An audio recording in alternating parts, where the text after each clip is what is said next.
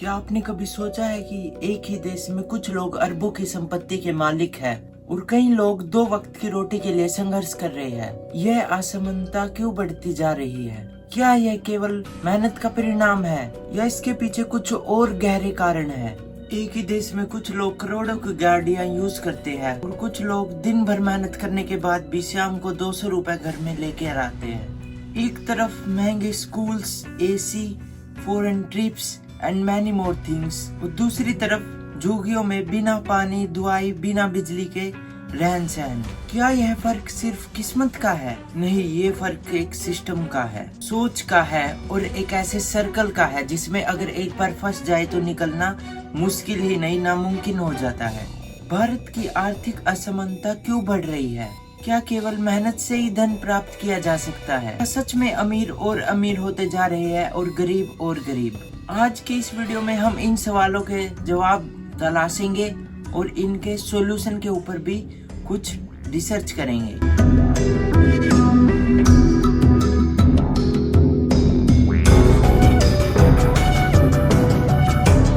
तो हम सबसे पहले हिस्ट्री से शुरू करते हैं, ब्रिटिश राज और गरीबी का बीच।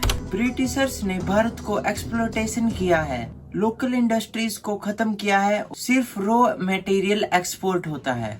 फॉर एग्जाम्पल, डेक्कन के वेवियर्स बेस्ट कपड़े बनाते थे, उनका काम ब्रिटिशर्स ने खत्म कर दिया। नेक्स्ट 1947 में क्या बदला? देश आजाद हो गया लेकिन इकोनॉमिक इनइक्वालिटी वहीं पर रही। लाइसेंस राज ने नए बिजनेस को बंद कर दिया और ओल्ड रिच और ज्यादा रिच होते गए। थर्ड, 1991 की लिबरलाइजेशन ने क्या किया? फॉरेन कंपनीज इंडिया में आई पर जो रिच थी उन्होंने ही फायदा उठाया। गांव के लोग जो कि अनएजुकेटेड थे वो इस दौड़ में पीछे रह गए। So here now we will talk about आज की सच्चाई। तो सबसे पहले हमारे पास आता है इनकम गैप का झटका। ऑक्सफैम रिपोर्ट के हिसाब से टॉप 1% के पास देश की 40% वेल्थ है, बॉटम 50 के पास सिर्फ 30%। फॉर एग्जाम्पल, एक तरफ अंबानी 15,000 करोड़ का घर बनाता है, दूसरी तरफ झारखंड के गांव में लोग 50 रुपए का खाना में एडजस्टमेंट करते हैं। So here second point is education का फर्क। रिच के बच्चे convent schools, interacted online classes,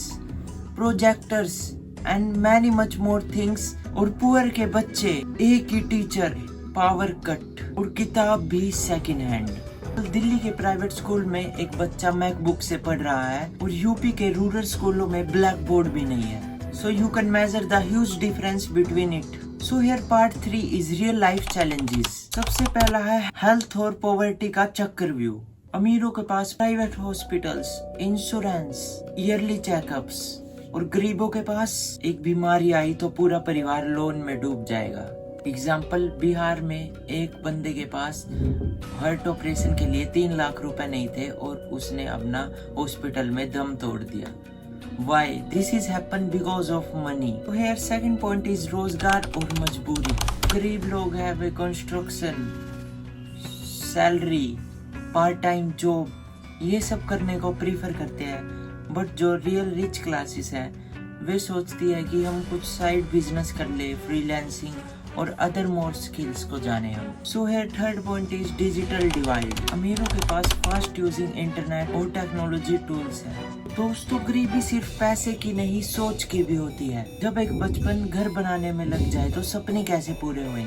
जब एक लड़की को कहेंगे कि तेरी शादी करना जरूरी है तो वो CEO कैसे बन पाएगी? Poor kids grow up early because उनके माँ बाप के सपने उनके कंधों पर होते हैं। So here most important thing is that जो गरीब लोग होते हैं वे कभी भी ये नहीं सोचते कि इसका साइड इफेक्ट क्या होएगा, इसे कैसे स्टार्ट करें, और एक बार स्टार्ट कर दिया तो क्या होएगा। और जो अमीर लोग हैं वे अपना बैकअप ऑलरेडी तैयार रखते हैं। और आम लोगों की क्या सोच होती है कि हम कुछ पैसे कमाए, जिंदगी सेट है, ये कर लिया, लाइफ सेट है।